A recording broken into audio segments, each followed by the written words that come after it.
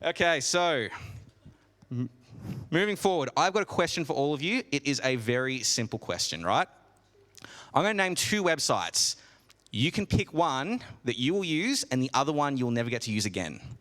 Would you rather choose to keep Netflix, but you can never use YouTube again? Or would you rather keep YouTube and you never get to use Netflix again? You can, but it's not as easy. What are people's answers? What do people think? Okay, so I think I've got a couple of Netflixes over here because that's... Okay, stand up if you would keep Netflix. You keep Netflix. Okay, so we've got a few. It took one person to stand up and kind of set the trend, but everyone else followed, so good on you. Okay, sit down and stand up if you choose to keep YouTube. Okay, it is pretty 50-50. This is good. Okay, everyone take a seat, take a seat. Go on, listening up, girls. So, for me, it's a pretty easy thing. I would actually keep YouTube, and the reason for that is I am naturally a pretty curious person, and I will go through seasons where, even though I'm not a good student, I will find something that just interests me, and I will spend hours, if I can, deep diving YouTube, learning everything I can about it. So there's a bunch of Melbourne-based photographers that I follow on YouTube, and I follow them for the sake of getting inspired by how they take photos, seeing technically how they do it. And for one of them who takes photos of cars, I even kind of steal some of the spots that he takes photos for my own shots, and it's great. I know. You can't plagiarize a place, Rainey. Okay, so another thing, I would love to spend hours doing compilations of random facts about old Pokemon games that I've been playing for like the last 20 years, and these little bits of information that I have not picked up on even after all this time, and that some people would never find out. If I've got to buy something, like I've got to buy a new monitor in my office, I will spend hours upon hours watching YouTube reviews, trying to figure out exactly what each option has, which one's best for me, so that I spend my money properly. And what else have I got? Anything mechanical or computerized. I love figuring out, watching videos explain how a gearbox or a differential work. That is just my sort of thing, right? Earlier this year, though, I stumbled across a subject that piqued my interest, and I watched a ton of YouTube videos about it. And what ended up happening is when I understood it a bit better, it actually had some huge implications for just how I do faith and following Jesus, right? I don't expect anyone to define this, but can someone tell me if they've heard the word entropy before? Your teachers said it once? You've heard it before? Entropy. So it is mostly used in physics, specifically thermodynamics. I was about to get to that. Thermodynamics, if I can speak, is the study of how energy and heat kind of interact with the world. Very, very plain and simple explanation, but in the most simple terms, entropy is used to describe the disorder and uncertainty in the universe. So, to explain it, this is a picture of my office in the corner of the building, right? This is my office in an ordered state. So some explanations of the order. All the Pokemon are in order, stacked neatly. The cushions are kind of put neatly on the couch. All the papers in the little paper holder thing. All the smart whiteboard stuff's contained to that area. Youth stuff's up on top of the cupboard, and all my D&D gear is in the cupboard, all neat. This is my office in an ordered state. That corner. Not right now. Okay, everyone, bring it in. We're getting distracted. We are getting very distracted. It's all good. So this is my office in an ordered state. Now, let's just say on Monday, I come in, I do my staff meeting, and I go and I dump the run sheet over here instead of putting it with the other stuff. And then I get a bit warm, so I'm going to take off my hoodie. I'm going to chuck it on the couch because it's out of the way there. I am going to grab some of the D&D books out of the cupboard. I'll leave the cupboard door open because why not? Chuck the book there, start taking notes. I might even get a snack, a little chocolate here. Then I might get a text, and it's going to be a long one to reply to. So I don't want to have to do that in my office chair. I'm going to do that on the couch. So I'm going to get all the cushions and put them off to the side. If this is my office in an ordered state, right? Is this ordered? It is not ordered. That is my office in a disordered state. You following me so far? So, entropy is the measure of how disordered something is. So let's say I were to go and get myself a drink. I'm going to finish it, and instead of putting the can in the bin, I'm going to stick it on the desk and just leave it there. The disorder in my office is increasing, so the entropy is higher. I'm going to come out here. I'm going to plug my tablet into the projector, but I'm going to leave the converter that I need that normally is on the desk out here. That's now missing. Disorder increases, the entropy is higher. I go away for 3 weeks and a spider lets itself into my office and it starts spinning cobwebs in the ceiling, right? It's not cute, it's gross. I don't like spiders. Go on, listening up. Spider leaves cobwebs everywhere, disorder goes up, entropy increases, right? So, the universe and everything of it, right, follow me along here, is bound by rules that scientists exist to study.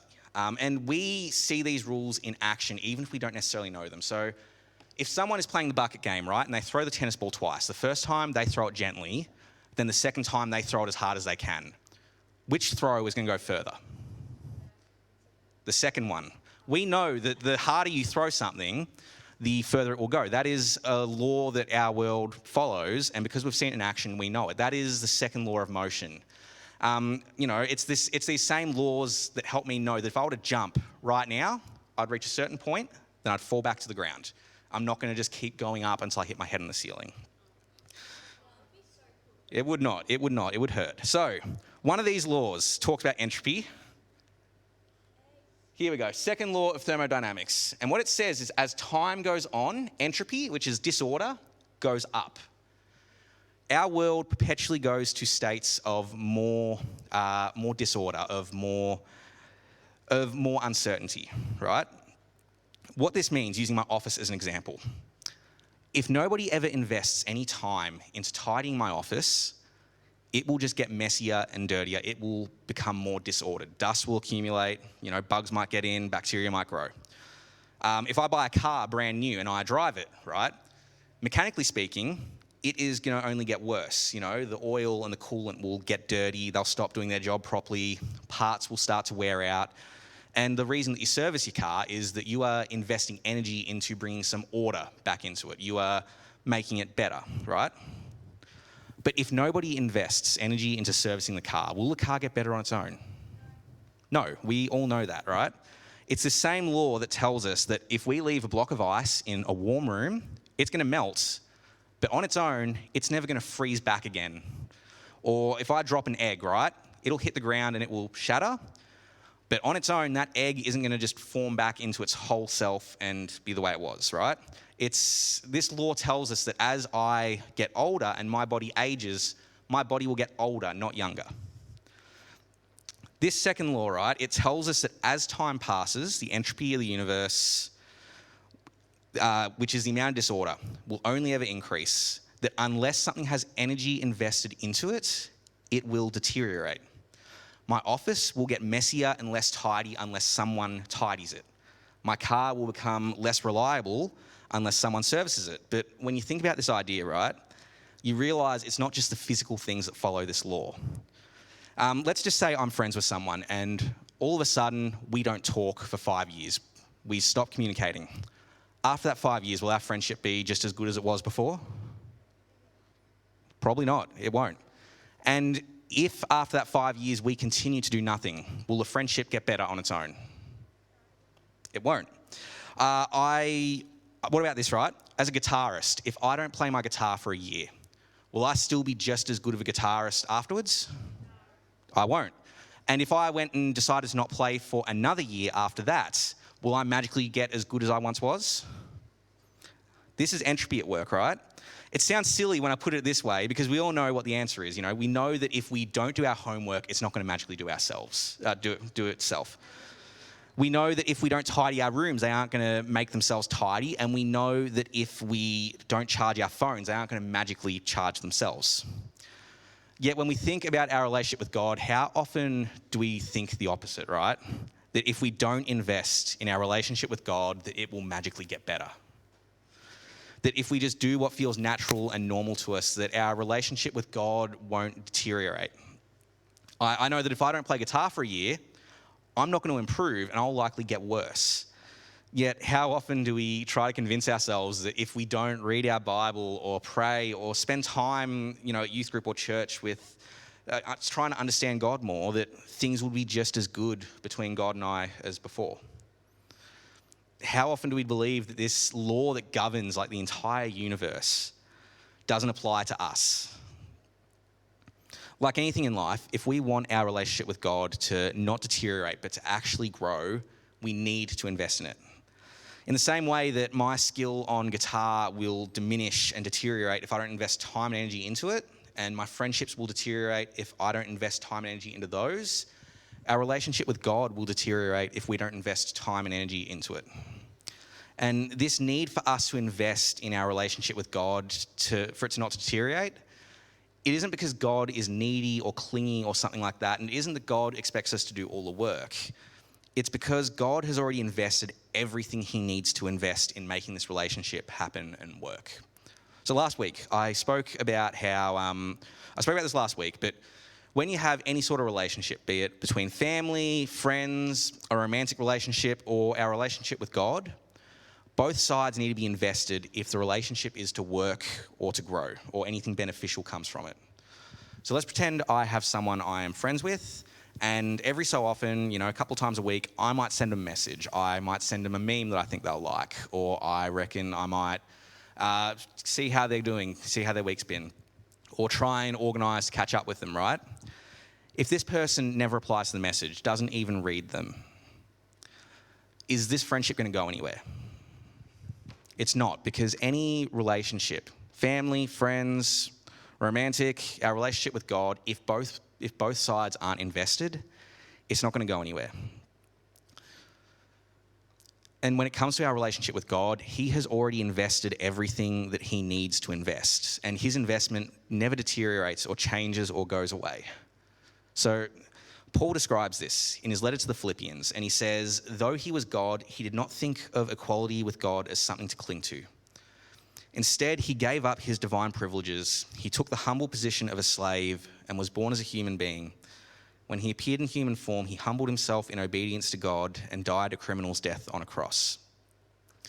The reason that we need to invest in this relationship with God isn't because he wants to see some buy-in from us before he will invest. God has already invested everything he has to, and that's what this tells us. And it needs to be consistent because unlike God, who isn't constrained by the laws of this universe, right? We ourselves are bound by them. We're imperfect people living in an imperfect world where one of the laws that governs it is that the natural direction of time itself is towards deterioration, right? Whilst what God has invested in this relationship already won't change or deteriorate, we need to be continually giving more of ourselves and our lives to God, investing in this relationship because we are the ones who deteriorate. In the same way that if I don't play guitar for a year, my skills will just plummet. If I don't actively invest in my relationship with God, that will deteriorate. And that isn't because God is moving further away from me. Just in response to that, he is in the exact same place he always was, but because it's my natural inclination to move away from him. All of us have this natural inclination to move away from God. So for this reason, it's important that we actively seek to be closer to him. And the fact is that in order to truly invest in our relationship with God, we need to be asking ourselves some hard questions about what we are investing in, and the answers that we get, we might not be comfortable with. So each of us has the same amount of time every day, 24 hours, 1,440 minutes, 86,400 seconds. And every passing second or minute or hour is one that is gone. And what I'm getting at is this, right? If I were to spend $10, it's not a big deal because I can earn another $10. But if I spend an hour, that's an hour I'm not getting back. And the fact that our time is limited means that the things that are really important to us, whether we want to admit it or not, are the things that we will spend that time doing. If I say that my relationship with God is my number one priority, right? But at the same time, I invest next to nothing into it, and I spend every free moment scrolling reels on Instagram. Is my relationship with God really the most important thing to me? Or is it being on Instagram? We might try and convince other people or even ourselves about what is important to us and what isn't, but the way we spend our time is what tells us the truth about our priorities. Because if I say that my relationship with God is a priority, but I can never find time to invest in it, while somehow I find time to play video games for 4 hours every night, I'm only really fooling myself. And Jesus makes this point when he says in Luke chapter 12, "For where your treasure is, there your heart will be also." I've used the word invest a lot of times tonight, but who can tell me what it actually means to invest in something? You're putting effort into it, yep. Devoting your time to it. Those are both very good things. To take it back a step, right? To invest in something is to spend something. It could be time, it could be money, it could be some other, limited resource for the sake of seeing it grow into something more down the track. When someone invests in the stock market, they're spending their money with the hope that down the line, what they bought would be worth more, they can get a nice little profit. If someone invests in like a startup company, they're putting money into this company so that they can generate more income, more money, and pay back their investors with a little something extra to say thank you. Even here, right, myself and the other leaders and any helpers that come to Innova, we're here because we want to invest in all of you to help you guys come to know and love God in the same way that we do. And what Jesus says with this statement up here is this, right? We invest the most in the things that are important to us. And if we invest more in the things of this world, that is what's most important to us. That is where our heart is. The problem with this world is exactly what I've been harping on about for the last 10, 15 minutes, right? This world's natural progression is towards deterioration. Everything of this world that we invest in will eventually deteriorate and disappear.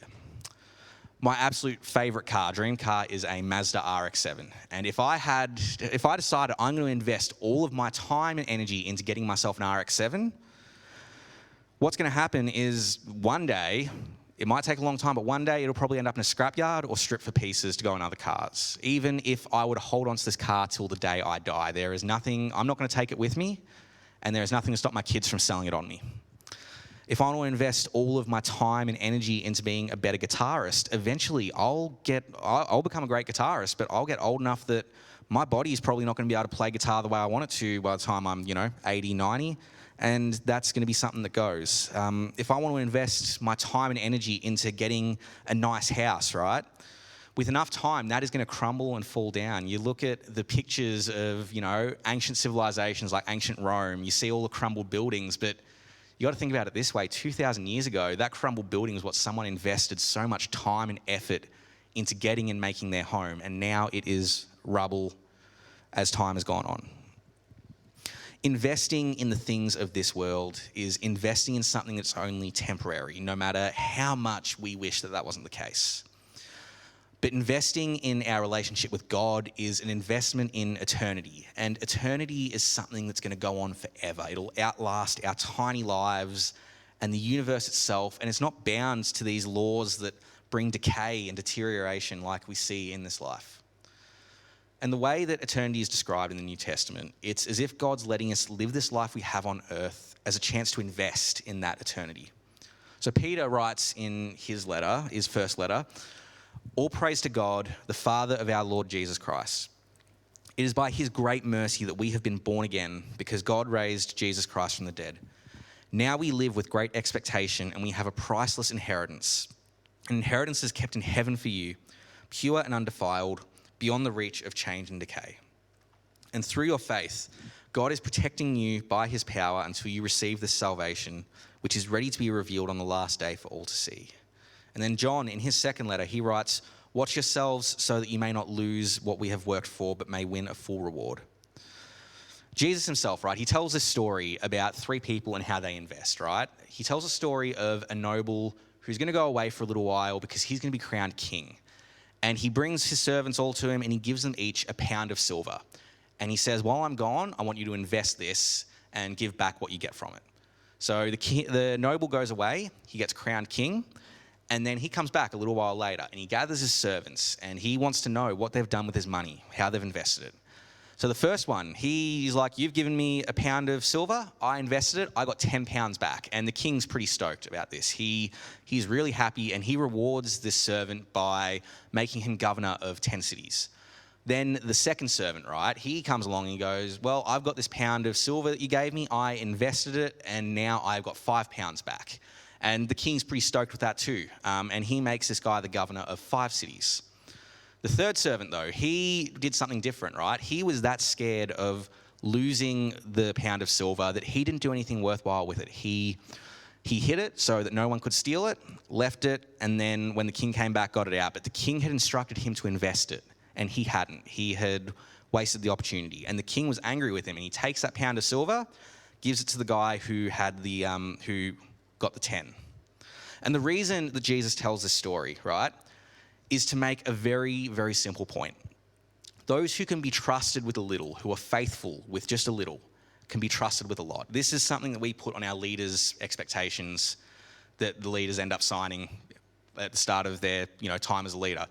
Those who can be trusted with little, who are faithful with a little, can be trusted with a lot. This life on earth that God has given us is our chance to be faithful with the little now, to show that we can be faithful servants who take what God has given us now and who invest it well. To invest in our relationship with God is to invest in eternity. So moving forward, right, we have a choice. We can choose to invest our time and energy into the things of this world, things that if we give it enough time will cease to exist, and once our life is over, that we don't get to take with us. Things that honestly we can't place any certainty in and that may not be around long enough to even be worth the investment. Or we can choose to invest our time and energy into eternity and our relationship with God. Something that will outlast the universe and time itself and will never decay or deteriorate, and something that will give back infinitely more than we give it. Whether we intend to or not, right, our natural inclination is to go towards that first one. So if we genuinely want to take that second option, right, we need to make the conscious effort to actually do it. It's not something that will happen on its own. That's not just me talking, that is entropy. So before we go into small groups, if you do want to invest in your relationship with God, if you want to find out more about what it means to have a relationship with God, please come speak to one of us leaders. If you want to invest in it, one practical way, I'm doing a shameless plug here, we've got the Q&A night, and there's going to be hopefully a lot of talk about how we can do that better. So tonight, while you've got the opportunity, write down some questions. We'll hopefully be able to talk about it next week. But we're going to go into small groups, talk about some of this stuff, have some snacks, and then we'll head into games. But before that, I am just going to pray. Father God, I want to thank you for everyone here. Thank you that you know every one of them so well, so deeply, and you love them more than we could ever comprehend, God. I pray that as we do our day-to-day lives, that you help us to see and understand a little bit more just how much you love us and how much you would love for us to love you back, God. I want to pray over all of us that you'll give us insight to how we actually spend our time, and by that, what is important to us, and be able to figure out what best to do moving forward. I want to pray over the small group time, the discussions, that you will be with us, that you will be blessing the conversation, you're giving us wisdom in how we speak, how we act, and that games will be a lot of fun, and that, it'll all be safe, no injuries, and we'll all have a great week. Pray all these things in your mighty, mighty name. Amen.